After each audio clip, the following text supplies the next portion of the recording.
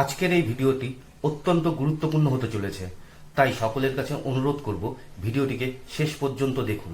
বাংলাদেশে ফেব্রুয়ারির নির্বাচন নিয়ে দ্বন্দ্ব জোর কদমে শুরু হয়েছে বিভিন্ন রাজনৈতিক দল ও পরাশক্তির বিভিন্ন দেশের মধ্যে। আমেরিকা চাইছে দ্রুত নির্বাচন দিয়ে বিএনপিকে ক্ষমতায় বসাতে, যাতে বিএনপি বাংলাদেশে আমেরিকার স্বার্থ সুনিশ্চিত করতে পারে, এবং ইউনূসকে দিয়ে নির্বাচনের ঘোষণাও তাই করে দিয়েছে। অন্যদিকে চীন চায় না এই নির্বাচন হোক। তারা জামায়াতকে দিয়ে নির্বাচনের বিরোধিতা শুরু করে দিয়েছে। আর ভারত বলেছে আওয়ামী লীগকে বাদ দিয়ে নির্বাচন করা যাবে না। এনসিপি দল এই প্রশ্নে দুভাগ। এক ভাগ ফেব্রুয়ারিতে নির্বাচন চায়, তারা আমেরিকার সঙ্গে। আর এক ভাগ ফেব্রুয়ারিতে নির্বাচন চায় না। যারা চায় না তাদের ৮ সদস্যের প্রতিনিধি দল চীনে গেছে, তারা চীনের সঙ্গে। চীন সফরে আছেন দেশের সেনাপ্রধান। এদিকে এসসিও বৈঠকে যোগ দিতে ভারতের প্রধানমন্ত্রী জাপান ঘুরে চীনে যাচ্ছেন। জাপান চায় ইনক্লুসিভ ইলেকশন, অর্থাৎ সেখানে আওয়ামী লীগকেও সেখানে রাখতে। রুশ প্রেসিডেন্টও যাচ্ছেন চীনে। বাংলাদেশ নিয়ে পরাশক্তির লড়াই তাহলে জোরদার শুরু। এই পরিপ্রেক্ষিতে প্রশ্ন উঠছে, ফেব্রুয়ারির নির্বাচন কি হবে? আওয়ামী লীগের বা কি ভবিষ্যৎ?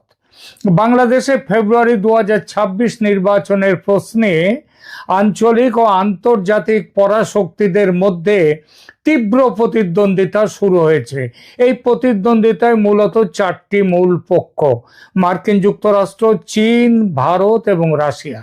প্রতিটি দেশই বাংলাদেশের ভবিষ্যৎ নির্বাচনের মাধ্যমে নিজেদের কৌশলগত স্বার্থ সুরক্ষিত রাখতে চায়।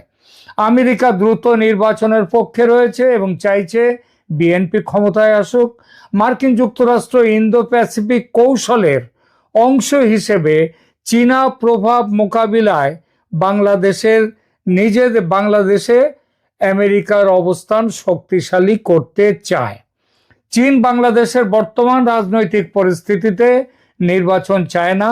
পরিবর্তে চীন জামায়াতে ইসলামীকে সমর্থন দিয়ে, এনসিপির একটি গোষ্ঠীকে সমর্থন দিয়ে নির্বাচনের বিরোধিতায় নামিয়েছে।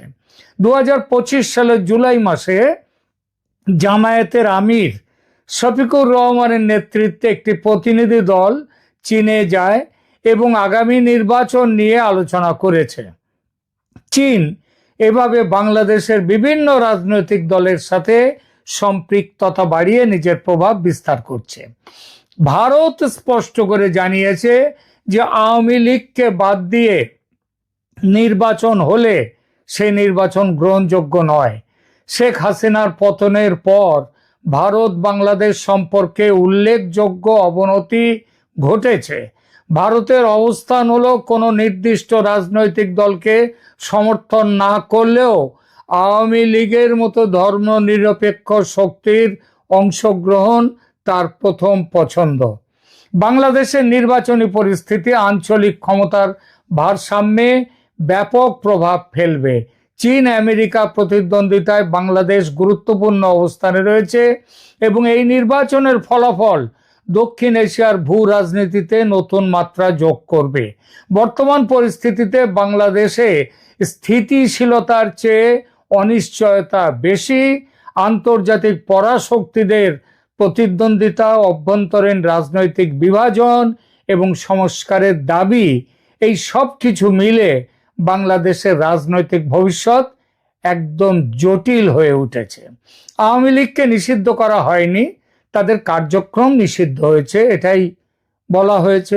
তাছাড়া দল হিসেবে আওয়ামী লীগকে বিচারের কাঠগড়াতেও তোলা হয়নি। দলের নেতাদের বিরুদ্ধে মামলা চলছে। এই পরিস্থিতিতে আওয়ামী লীগকে বাদ দিয়ে নির্বাচন করলে শেখ হাসিনার বিরুদ্ধে যে অস্বচ্ছ নির্বাচনের অভিযোগ উঠেছিল আগে, সেই একই অভিযোগ আরো বড় করে এবারও উঠবে। আওয়ামী লীগকে প্রতিদ্বন্দ্বিতার সুযোগ না দিলে ভারতও ফেব্রুয়ারিতে ভোটের বিরুদ্ধে যাবে, যেভাবেই হোক নির্বাচন আটকাবার চেষ্টা করবে। আওয়ামী লীগের কার্যক্রম নিষিদ্ধ হয়েছে সেটা ঠিক, কিন্তু দল তো নিষিদ্ধ দলের বিরুদ্ধে তো কোনো অভিযোগ নেই, এটি সত্য। এবং দলের নেতাদের বিরুদ্ধে মামলা চলছে, পুরো দলকে বিচারের কাঠগড়ায় তোলা হয়নি। এই পরিস্থিতিতে আওয়ামী লীগকে প্রতিদ্বন্দ্বিতার সুযোগ না দিলে নির্বাচন আবারও অস্বচ্ছ ও একপাক্ষিক বলে আন্তর্জাতিকভাবে অভিযোগ উঠবে, যেমনটি শেখ হাসিনার নির্বাচনে উঠেছিল। তাই ভারতও আওয়ামী লীগকে বাদ দিয়ে ফেব্রুয়ারি নির্বাচন হলে সেই নির্বাচনের বৈধতা নিয়ে প্রশ্ন তুলবেই। সুতরাং ফেব্রুয়ারির নির্বাচন আটকে যাওয়ার সম্ভাবনাটা কিন্তু খুবই বাস্তব। ভারতের কূটনৈতিক চাপ দেয়া শুরু করেছে। ভারত সাফ জানিয়েছে আওয়ামী লীগ ছাড়া নির্বাচন বাস্তবসম্মত নয়, তাই দলটির কার্যক্রম নিষিদ্ধ থাকলে ভারত সে নির্বাচন মেনে নেবে না। ভারত ভোট যদি হয় সে ভোট মানবে না। আওয়ামী লীগ, বিএনপি, জামাত সবগুলো পক্ষের অংশগ্রহণ ছাড়া সত্যিকারের প্রতিদ্বন্দ্বিতা হবে না, হলে আন্দোলন, সহিংসতা আবার নতুন করে বাড়বে। নির্বাচন পিছিয়ে যেতে পারে। ভারতের বিরোধিতায়, আন্তর্জাতিক চাপে ও অভ্যন্তরীণ অস্থিরতার কারণে নির্বাচন স্থগিত হতেই পারে। খুবই সম্ভাবনা দেশি বিদেশি শক্তিগুলোর মধ্যস্থতায় নির্বাচন নিয়ে নতুন সংলাপ হতে পারে, যেখানে আওয়ামী লীগের কার্যক্রম পুনর্বহাল বা অংশগ্রহণ নিশ্চিত করার চেষ্টা হবে। বিরোধী দলসমূহের সরাসরি আন্দোলন, নির্বাচন কমিশন বা অন্তর্বর্তী সরকার চাপের মুখে রাজনৈতিক সমঝোতার হাত বাড়াতে পারে, না হলে দেশ অঙ্গচ্ছেদের মুখে পড়তে পারে। এই অঙ্গচ্ছেদটা কিভাবে হবে সেটাও বলছি। অতএব স্পষ্ট, আওয়ামী লীগকে প্রতিদ্বন্দ্বিতার সুযোগ না দিলে বাংলাদেশে ফেব্রুয়ারি নির্বাচন আন্তর্জাতিকভাবে প্রশ্নবিদ্ধ হবে, অস্বচ্ছ হবে এবং ভারতের সক্রিয় বিরোধিতায় ভোট পিছিয়ে যেতে পারে বা অন্য যা কিছু হতে পারে। ভারত কিভাবে বাংলাদেশের নির্বাচন বন্ধ করতে পারে? ভারতের কাছে বাংলাদেশের নির্বাচন প্রভাবিত বা বাধাগ্রস্ত করার বিভিন্ন কার্যকর উপায় রয়েছে। এগুলো প্রধানত কূটনৈতিক, অর্থনৈতিক ও নিরাপত্তা চাপের মাধ্যমে প্রয়োগ করা যেতে পারে। হ্যাঁ, নিরাপত্তার চাপ মানে আরো ভালো করে বললে সামরিক চাপ। অর্থনৈতিক চাপ, বাণিজ্যিক অস্ত্র এটা নিষেধাজ্ঞা ও পরিবহন বন্ধ, ভারত ইতিমধ্যেই সেসব কাজ শুরু করে দিয়েছে। ট্রান্সশিপমেন্ট ফ্যাসিলিটি বন্ধ করে দিয়েছে। মে মাসে ভারত $770 মিলিয়ন বাংলাদেশি পণ্যের আমদানি সীমিত করেছে, যা মোট আমদানির 42%। বাণিজ্য ভারসাম্যহীনতার অপব্যবহার, বার্ষিক ভারত বাংলাদেশ বাণিজ্য বার্ষিক $8-10 বিলিয়ন ঘাটতি রয়েছে বাংলাদেশের, অর্থাৎ ভারত থেকে বেশি মাল যায় বাংলাদেশে, বাংলাদেশ থেকে কম আসে। তো এই অসম নির্ভরতা ভারতকে কিন্তু রাজনৈতিক শক্তি দিয়েছে, অর্থনৈতিক অস্ত্র দিয়েছে, খুব শক্তিশালী অস্ত্র। এরপরে আরো বহু বিষয়, যেমন পানি সম্পদের উপর নিয়ন্ত্রণ, তিস্তা ও গঙ্গা চুক্তির সুবিধা, সেটা দিয়েও ভারত চাপ সৃষ্টি করতে পারে। ভারত বাংলাদেশের 54টি অভিন্ন নদীর উজানে অবস্থিত, এর ফলে পানি নিয়ন্ত্রণের ক্ষমতা রাখে। গঙ্গা পানি বন্টন চুক্তি 2026 সালে নবায়নের এটা রিনিউ করার কথা, এবং ভারত এই চুক্তি রিনিউ না করে বা কঠোর শর্ত আরোপ করে বাংলাদেশের ওপর চাপ সৃষ্টি করতে পারে। তিস্তা চুক্তি দীর্ঘদিন ঝুলে আছে এবং ভারত চাইলে এই বিষয়ে আরো কঠোর অবস্থান নিতে পারে। 2025 সালের মে মাস থেকে ভারতের সীমান্তরক্ষী বাহিনী প্রায় 2000-এর ওপর ব্যক্তিকে বাংলাদেশে ঠেলে পাঠিয়ে দিয়েছে। এই কৌশল বাংলাদেশের অভ্যন্তরীণ নিরাপত্তায় চাপ সৃষ্টি করতে পারে এবং রাজনৈতিক অস্থিরতা বাড়িয়ে দিতে পারে। ভারত ত্রিপুরার কৈলাসহর বিমান ঘাঁটি পুনরায় সক্রিয় করেছে এবং শিলিগুড়ি করিডোরের আশপাশে সামরিক মহড়া পূর্ণ উদ্যমে চালাচ্ছে। বাংলাদেশের লালমনিরহাট বিমান ঘাঁটি পুনরুজ্জীবনের বিরুদ্ধেও ভারত খুব শক্ত অবস্থান নিয়েছে। ভারত আওয়ামী লীগ ছাড়া নির্বাচনকে গ্রহণযোগ্য নয় বলে দাবি করেই দিয়েছে। এর ফলে নির্বাচনের আন্তর্জাতিক স্বীকৃতি কিন্তু বাধাগ্রস্ত হবে।